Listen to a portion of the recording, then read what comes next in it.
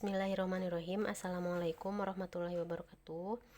Apa kabar siswa-siswi SMA Pasundan 3 Bandung, khususnya kelas 12 IPA? Alhamdulillah hari ini kita bisa bertemu lagi dalam pembelajaran fisika ya. Semoga kalian dan keluarga di rumah selalu dalam keadaan sehat walafiat, kemudian selalu dilindungi oleh Allah dari segala mara bahaya. Amin ya Allah ya Rabbal Alamin. Minggu lalu kita sudah belajar tentang fenomena fisika kuantum. Di antaranya tentang radiasi benda hitam, kemudian menghitung daya dengan hukum Stefan Boltzmann, mempelajari pergeseran Wien, kemudian teori kuantum Planck, efek fotolistrik, sinar X, efek Compton, dan juga dualisme gelombang oleh de Broglie. Nah, untuk soal-soalnya itu jarang muncul kalau di tingkat SMA. Dan begitupun di USBN itu jarang muncul, bahkan mungkin pernah gak ada sama sekali ya. Jadi kalaupun ada paling sedikit, nanti pembahasannya akan gabung dengan pembahasan bab baru yang sekarang gitu. Jadi sekarang kita masuk ke pembahasan bab baru, judulnya itu adalah inti atom dan radioaktivitas. Nanti di sini ada 4 subbab. Yang pertama itu tentang struktur inti, yang kedua tentang radioaktivitas, yang ketiga itu tentang reaksi inti, dan yang keempat itu tentang Ibu bahas sedikit tentang perkembangan teori atom. Mungkin itu di kimia juga ada ya. Nah, tapi karena ini sangat berkaitan dengan pembahasan sekarang, jadi Ibu akan bahas atau ulas sedikit saja. Kita langsung masuk ke subbab yang pertama tentang struktur inti. Pada tahun 1911, Rutherford ya, beliau itu adalah seorang ilmuwan. Dia berpendapat berdasarkan eksperimen yang telah dilakukannya bahwa muatan positif atom itu dikonsentrasikan di pusat atom sebagai inti atom. Jadi ini ceritanya, zaman dulu itu belum tahu bahwa kalau atom itu adalah ada muatan positif, muatan negatif, dan sebagainya. Kalau zaman sekarang kan kita sudah tahu bahwa namanya atom itu adalah penyusun terkecil dari suatu benda gitu ya, dan yang paling intinya di dalam itu ada namanya inti atom, sementara elektronnya itu mengelilinginya, dan inti atom itu terdiri dari neutron dan proton. Itu yang kita ketahui sekarang setelah mempelajari sebelumnya, tapi kan zaman dulu itu tidak seperti itu. Jadi ceritanya cerita dari awalnya gitu ya. Jadi Rutherford itu berpendapat, tapi pendapatnya ini berdasarkan eksperimen, bahwa muatan positif itu dikonsentrasikan di pusat atom. Kemudian ia melakukan eksperimen dengan menembakkan partikel alfa pada atom yang diamati, yaitu eksperimen hamburan partikel alfa dengan menembakkan partikel alfa pada lempeng emas. Nah, untuk mengamati partikel yang diteruskan digunakan sebuah layar yang dapat berpendar jika terkena partikel alfa. Nah, berpendar ini tuh kalau bahasa sekarangnya glowing gitu ya, jadi berpendar. Kalau misalkan dia terkena partikel alfa, nah nanti si layarnya itu akan berkelap-kelip lah seperti itu. Nah, ini skema percobaannya. Jadi ada balok timbal ya, atau timah hitam. Kemudian di dalamnya itu ada zat radioaktif. Itu laser gitu ya. Nah, itu adalah sinar alfa. Gitu yang tadi dikatakan. Di situ dilalui ke pelat timbal. Nah, layarnya itu disimpan layar yang dapat berpendar. Jadi di sini ketika partikel alfa itu ditembakkan pada lempeng emas, jadi ditembakkan ke lempeng emas, apa yang akan terjadi? Nah, ini yang di bawahnya itu adalah hasilnya. Jadi ketika partikel alfa ditembakkan ke lempeng emas, ada sinar yang berpendar. Nih, di sini di lempeng emas ini yang kuning-kuning ini adalah lempeng emas ceritanya. Jadi ternyata si partikel alfanya itu ada yang diteruskan, ada yang dibelokkan, ada juga yang dipantulkan. Ya, bisa kalian lihat. Yang lurus itu diteruskan. Nah, ini yang Ibu tunjuk ini diteruskan. Kemudian yang ini dibelokkan. Nah, yang ini dipantulkan ya. Berdasarkan pengamatannya, partikel yang ditembakkan dihamburkan gitu ya. Dari percobaan hamburan ini diambil kesimpulan mengenai distribusi muatan listrik yang ada di dalam atom sasaran, yaitu emas ya. Pada saat itu Rutherford belum bisa menjelaskan tentang kestabilan inti atom, sehingga gerak elektron di dalam atom belum bisa dijelaskan. Tidak lama kemudian Niels Bohr mengembangkan teori mengenai struktur atom berdasarkan penemuan-penemuan terdahulu. Sampai sekarang model atom Bohr-Rutherford terus dikembangkan dalam fisika nuklir. Jadi ini yang paling mutakhir gitu ya.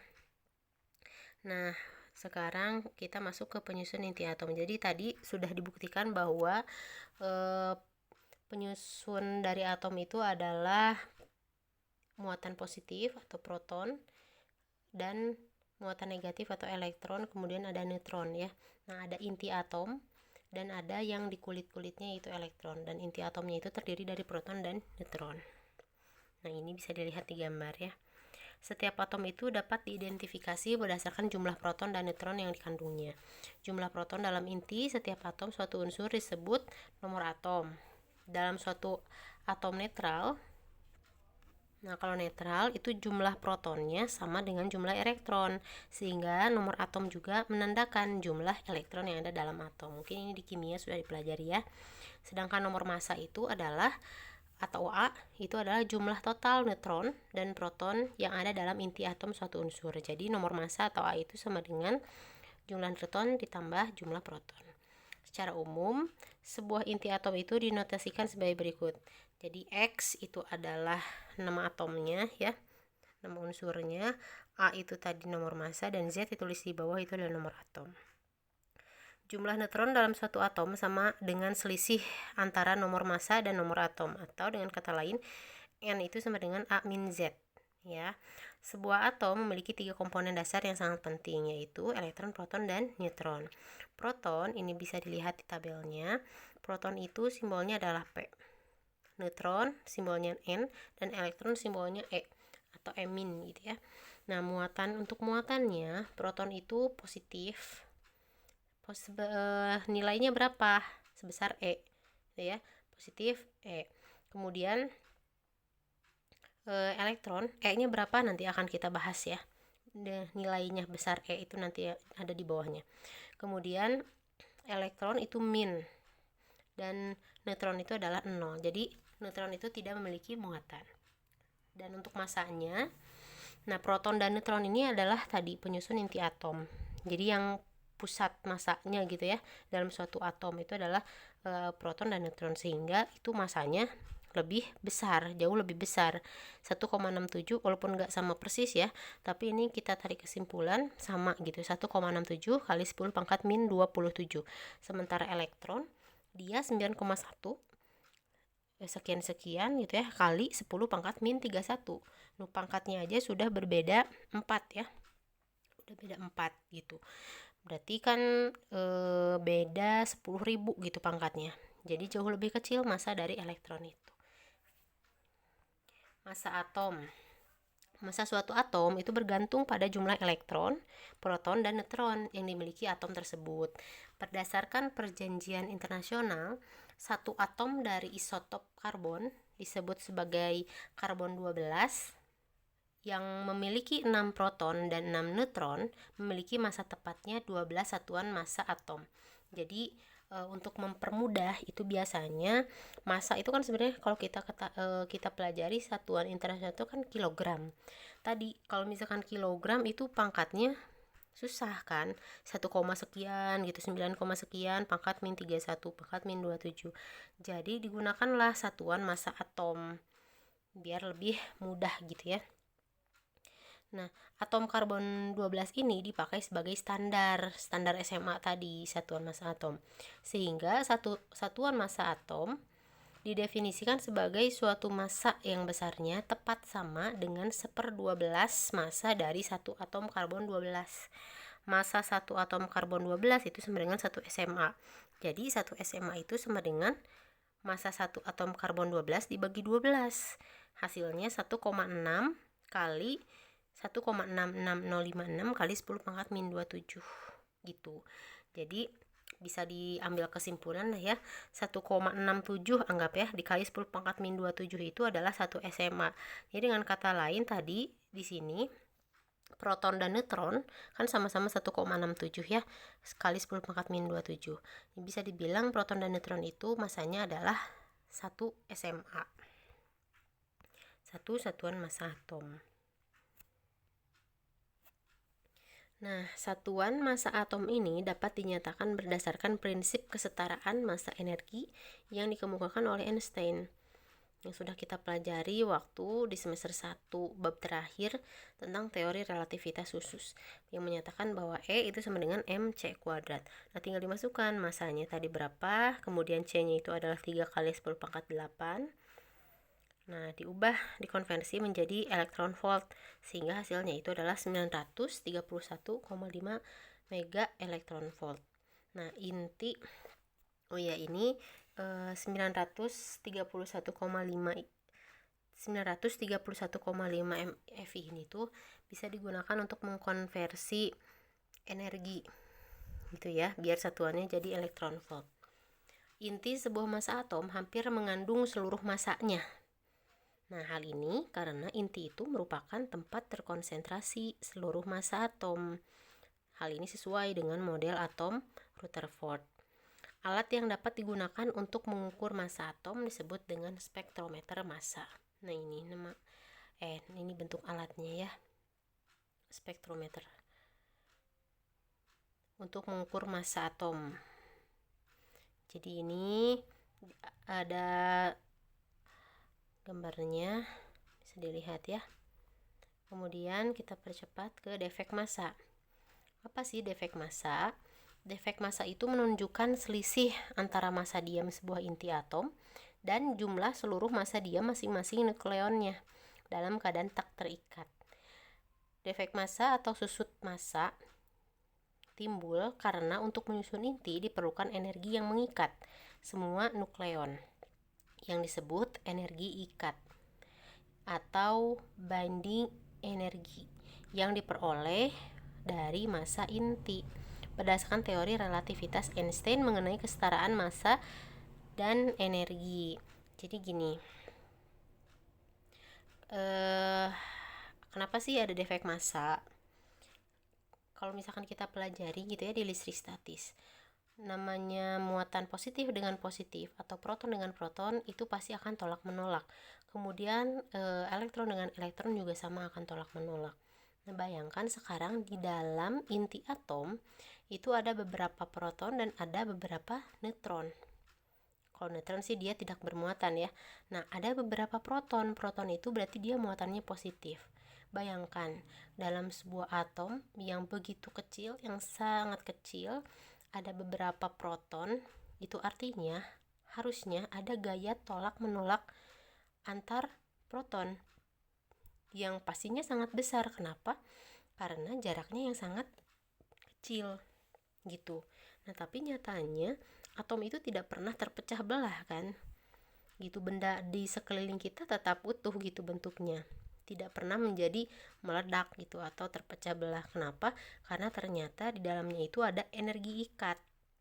Nah, si energi ikat ini berarti kan membutuhkan energi yang sangat besar gitu. Kenapa? Karena tadi si gaya tolaknya itu sangat besar. Jadi energi ikatnya sangat besar. Dari mana energi ikatnya? Diperolehnya itu ternyata dari massa inti. Kenapa energi berkaitan dengan massa? Karena berdasarkan teori relativitas Einstein, yaitu E sama dengan mc kuadrat. Jadi ada kesetaraan antara massa dan energi. Jadi massa itu dapat diubah menjadi energi. Seperti itu.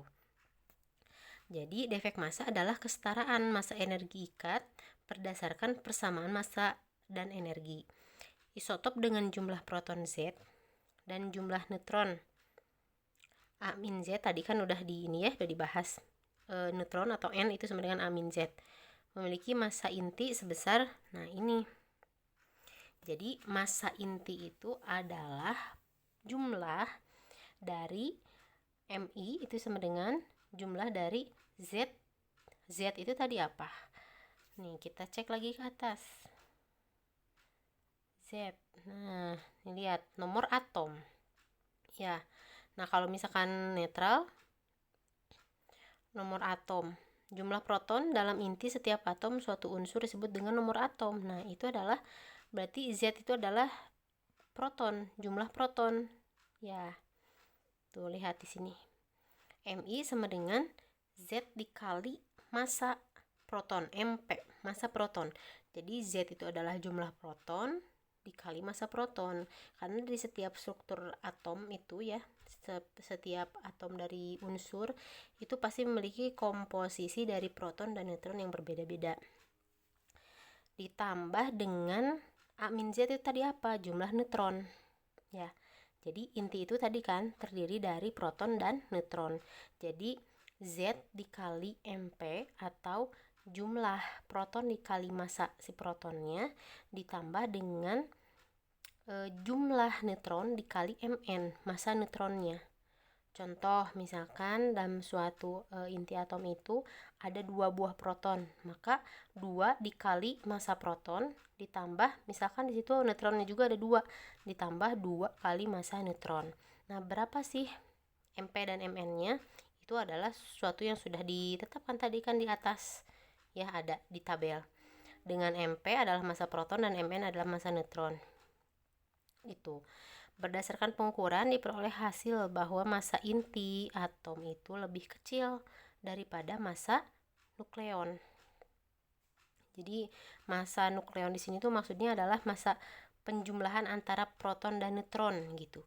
Kan secara logika harusnya kalau dalam matematika nih persamaan yang ketiga ini ruas kanan harusnya kan sama dengan ruas yang kiri. Ya kan? Dalam matematika, tapi nyatanya itu tidak seperti itu. Kenyataannya adalah massa inti atom ruas kiri itu lebih kecil daripada ruas kanan massa nukleon. Nah, kenapa ini bisa terjadi? Karena tadi ada defek massa, ada massa yang hilang ketika pembentukan suatu inti atom. Nah, massa yang hilang itu kemana? Digunakan untuk energi cut. Energi cut apa? Tadi antara elektron, antara proton dan proton yang jelas-jelas memiliki muatan yang sama, yaitu muatan positif. Seperti itu. Nah, menurut hukum kesetaraan massa dan energi, besarnya defek massa itu dinyatakan sebagai M sama dengan, nah jadi tadi kan defek massa ini diambilnya dari persamaan yang ketiga. Ya, jadi M itu sama dengan Z dikali MP ditambah A min Z dikali Mn dikurangi tadi yang ruas kirinya pindah ke sebelah sini, dikurangi Mi. Gitu ya.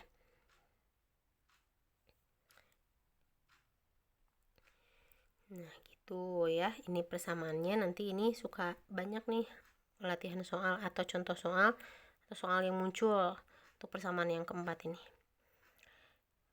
3. Ukuran dan bentuk inti. Selain membuktikan bahwa muatan positif atom dikonsentrasikan di pusat atom sebagai inti atom, eksperimen hamburan partikel alfa yang dilakukan Rutherford juga membuktikan bahwa inti itu mempunyai ukuran dan bentuk. Volume inti berbagai atom mempunyai nilai yang berbanding lurus dengan banyaknya nukleon yang dikandungnya. Tadi nukleon itu adalah proton dan neutron ya, penyusun inti atom. Hal ini berarti kerapatan nukleonnya hampir sama dalam inti. Inti atom tidak mempunyai permukaan yang jelas. Meskipun demikian, sebuah inti atom itu tetap mempunyai jari-jari rata-rata. Jari-jari inti bergantung pada massa, kemudian jumlah proton dan neutronnya. Jari-jari inti dirumuskan secara empiris sebagai suatu pendekatan. Jadi ini hanya pendekatan empiris ya. Jadi hanya perkiraan gitu. Tapi ya berdasarkan eksperimen juga gitu ya. R sama dengan R0 dikali A pangkat 1/3. Nah, R-nya apa? R-nya itu adalah jari-jari inti. Femtometer ya, sampai satuannya juga. Karena saking kecilnya. Kemudian R0 itu adalah tetapan yang nilainya 1,2 kali 10 pangkat min 15 meter. Dan A-nya itu adalah nomor massa atom tadi ya. inti suatu atom itu telah dianggap sebagai bola. Akan tetapi pada kenyataannya beberapa inti atom mempunyai distribusi muatan yang tidak simetri bola. Karena volume bola itu berbanding lurus dengan R pangkat 3. Maka persamaan yang kelima tadi yang ini, nah ya, yang R sama dengan R0 A pangkat 1/3 menunjukkan bahwa volume inti itu berbanding lurus dengan nomor massa. Karena itu untuk semua inti kecepatannya berbanding lurus dengan A kali R pangkat 3, sehingga dengan pendekatan tertentu semua inti itu mempunyai kerapatan yang sama. Jadi bisa digunakan persamaan di fisika klasik bahwa kerapatan atau massa jenis ρ itu sama dengan M per V. M-nya massa, V-nya volume. Nah, si V-nya itu volume karena tadi bentuknya bulat gitu ya, atau bola. Volume bola itu kan 4/3 pi kali R pangkat 3. Jadi persamaan nomor 6 ini digunakan untuk mencari kerapatan dari suatu inti atom. Kerapatan inti ini mempunyai nilai yang konstan di bagian dalam inti, dan nilai tersebut akan berkurang menuju 0 di seluruh daerah permukaan yang kabur. Gitu. Jadi ini hanya konstan untuk bagian dalam intinya aja. Ya. Yang keempat tentang gaya inti. Nah, ini berkaitan tadi dengan defek massa. Ya, gaya inti ini adalah gaya yang mengikat nukleon-nukleon, dengan kata lain gaya antar nukleon. Tadi kan karena muatan yang sama ya, gitu. Karena sama, saling tolak menolak, tapi tetap harus diikat. Nah, ada namanya gaya ikatnya gitu, gaya inti. Gaya inti merupakan gaya dalam jangkauan yang pendek dan mendominasi gaya tarik Coulomb pada jarak lebih kecil dari 2 femtometer. Gaya inti tidak bergantung pada jenis muatan dan bersifat jenuh, yaitu setiap nukleon hanya tarik-menarik dengan nukleon di sekitarnya, seperti halnya gaya van der Waals antar molekul cairan. Sifat jenuh gaya inti ini diamati berdasarkan kejenuhan tenaga ikat per nukleon yang sekitar 8 megaelectronvolt untuk semua unsur yang bilangan masanya A, yang bilangan massa A-nya itu melebihi 60. Jadi bayangkan gaya tenaga ikat per nukleonnya itu 8 megaelectronvolt. Megaelectronvolt itu kan gede banget. Itu kan mega. Mega itu 10 pangkat berapa? 6. 8 kali 10 pangkat 6 elektron volt tuh, besar itu ya. Makanya gaya ikatnya juga harus besar. Berikut grafik energi ikatan per nukleon terhadap nomor massa atom. Nah, ini ada grafiknya. Yang di sumbu X itu adalah nomor massa, dan yang di sumbu Y-nya itu adalah energi ikatan per nukleonnya. Yang kelima itu ada stabilitas inti. Inti dapat stabil karena adanya gaya inti antar nukleon-nukleon. Suatu unsur yang dapat dinyatakan telah mencapai kestabilan inti ketika unsur tersebut mengalami kesesuaian perbandingan neutron terhadap proton pada pita kestabilan. Nah, jadi dikatakan stabil suatu inti itu ketika protonnya sama dengan neutron. Inti atom yang tidak stabil tersebut akan memancarkan energi. Nah, gimana sih caranya biar stabil? Kan tadi stabil itu kalau proton sama dengan neutron. Jadi P atau Z itu sama dengan N. Nah, gimana kalau misalkan tidak sama dengan? Maka dia harus menstabilkan diri. Caranya gimana? Yaitu dengan memancarkan energi. Nah, disebut dengan radiasi. Jadi radiasi itu di sini adalah pemancaran energi untuk mencapai keadaan yang lebih stabil. Grafik yang menyatakan hubungan antara jumlah neutron dan jumlah proton disebut dengan pita kestabilan. Nah, ini merupakan grafiknya. Pita kestabilan. Jumlah neutron atau N itu ada di sumbu Y, kemudian jumlah proton Z itu ada di sumbu X. Nah, yang pita kestabilannya itu yang garis tipis ya. Nah, itu adalah batasnya di situ.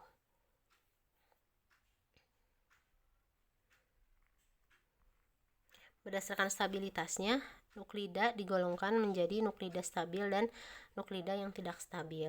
Nah, nuklida yang tidak stabil disebut dengan nuklida radioaktif. Kenapa? Karena tadi dia harus memancarkan energi biar stabil. Ketika memancarkan energi berarti dia memancarkan radiasi. Jadi dikatakan sebagai nuklida yang radioaktif. Nah, letak dari nuklida yang tidak stabil berada di luar pita kestabilan. Bisa dilihat di sini tuh, ada emisi beta, emisi alfa.